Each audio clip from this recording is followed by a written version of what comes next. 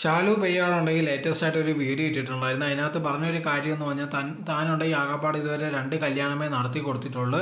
അതിലുണ്ടെങ്കിൽ ഒരു കല്യാണം നടത്തി കൊടുത്തതുണ്ടെങ്കിൽ തൻ്റെ ജീവിതം ഭയങ്കരമായിട്ട് കഷ്ടപ്പാടിലാണ്. അവർക്ക് ഇങ്ങനെ സഹായം ചെയ്തത് തനിക്ക് ഏറ്റവും പറ്റിയ ഒരു മണ്ടത്തരമായിരുന്നു എന്നുള്ള രീതിയിലായിരുന്നു പറഞ്ഞിരുന്നത്. ഇതേ കൊണ്ടെങ്കിൽ അവർക്ക് സഹായം എന്നുള്ള രീതിയിൽ ചെയ്യാൻ നോക്കിയപ്പോൾ അവരതുണ്ടെങ്കിൽ മുതലെടുക്കാൻ വേണ്ടിയാണ് ശ്രമിച്ചത്. ഈ കല്യാണം കഴിഞ്ഞിട്ടുണ്ടെങ്കിൽ ഒരുപാട് പേരുടെ കയ്യിൽ നിന്ന് ഇതേ കൊണ്ടെങ്കിൽ പണം വാങ്ങാൻ വേണ്ടി അവർ ശ്രമിക്കുന്നുണ്ട്. അതോടെ തന്നെ ഉണ്ടെങ്കിൽ താൻ ഇതേ കണക്ക് യൂട്യൂബിൽ നിന്നത് അവർ അക്കൗണ്ട് നമ്പർ മാറ്റിയത് അത്ര ശരിയായിട്ടില്ലെന്നുള്ള രീതിയിലൊക്കെയായിരുന്നു പറഞ്ഞത്.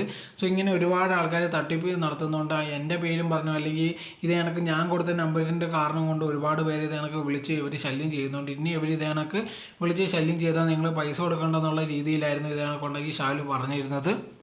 അതോടെ തന്നെ ഷാലു പറഞ്ഞൊരു കാര്യം എന്ന് പറഞ്ഞാൽ ഇതേ കണക്കുണ്ടെങ്കിൽ താൻ അവർക്ക് വേണ്ടി ചിലവഴിക്കാൻ നോക്കിയപ്പോഴത്തേക്ക് തന്നെ ഒരുപാട് ഊറ്റിയിട്ടുണ്ട്. ഇതേ കണക്ക് സാരിയൊക്കെ 30,000-40,000 രൂപയ്ക്കൊക്കെയാണ് എടുത്തത്. കല്യാണത്തിൻ്റെ ചിലവിൻ്റെ വിഷയം വന്നപ്പോഴത്തേക്ക് അതോടെ തന്നെ താനുണ്ടെങ്കിൽ ഒരു ബാത്റൂം പണിഞ്ഞു കൊടുക്കാൻ ശ്രമിച്ചപ്പോഴത്തേക്ക് ഒരു ബാത്റൂമിനും അവരുണ്ടെങ്കിൽ 2 ബാത്റൂം അവരുണ്ടെങ്കിൽ മനഃപൂർവ്വം ഇതേ കണക്ക് പണിയിപ്പിക്കുകയൊക്കെ ചെയ്തെന്നാണ് ഷാലു പറഞ്ഞത്. പക്ഷെ അന്നത്തെ നമ്മൾ ആ വീഡിയോ നോക്കിക്കഴിഞ്ഞ് ഇതേ കണക്ക് ഷാലു പറയുന്നുണ്ട് ഇതേ കണക്ക് താനുണ്ടെങ്കിൽ 2 ബാത്റൂം വെച്ച് കൊടുത്തത് തനിക്ക് വലിയൊരു അഭിമാനം എന്നുള്ള രീതിയിലൊക്കെ ആയിരുന്നു ആ സമയത്ത് പറഞ്ഞിരുന്നത്. പക്ഷേ ഇപ്പോഴുണ്ടെങ്കിൽ പെട്ടെന്ന് തന്നെ ഉണ്ടെങ്കിൽ അവർ ചതിച്ചതാണ്, അവർ പൈസ ഇത് കണക്ക് അടിച്ചു മാറ്റി എന്നുള്ള രീതിയിലൊക്കെ പറഞ്ഞുകൊണ്ടാണ് ഇപ്പോൾ വന്നിരിക്കുന്നത്.